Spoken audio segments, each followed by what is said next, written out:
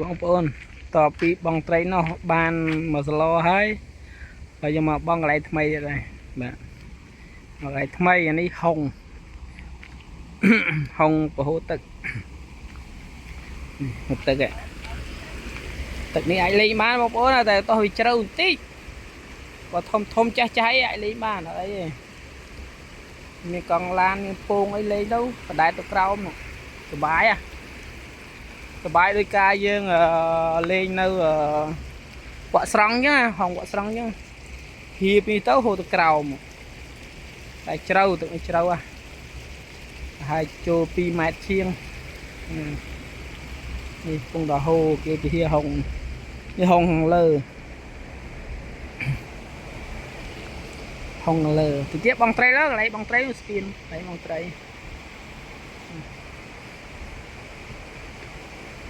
កប៉ោកគេលក្ខណៈគេខាំងវានៅនឹងទេ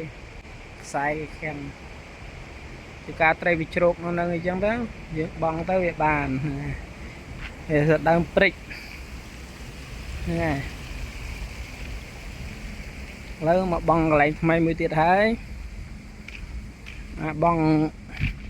មុនហ្នឹងហូបស្លយអស់ហើយដល់បង់មកកន្លែងទៀតហើយបាទ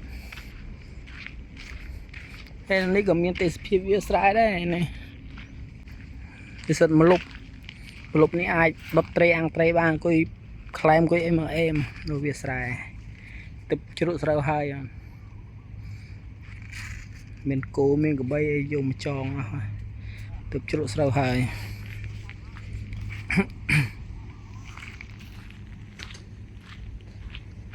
ចឹងថាយើងនៅ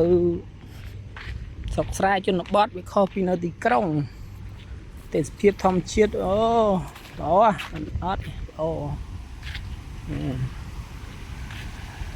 ទេសភាពក៏ល្អ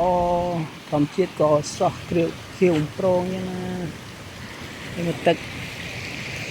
នេះទៅបីវាហូរចឹងមកតែវាមិនគ្រោះថ្នាក់អីខ្លាំងទេអាចលេងបានធំមើលមនុស្សចាស់ចឹងណាអាចលេងបានជាងជ្រៅកន្លែងនេះវាដូចជាត្រឹមកន្លះម៉ែត្រអីទេយើងពហិទៅបាទនោះវាអាចជ្រៅចូល2ម៉ែត្រជាងអីចឹងទៅយើងជិះពងជិះអីបាន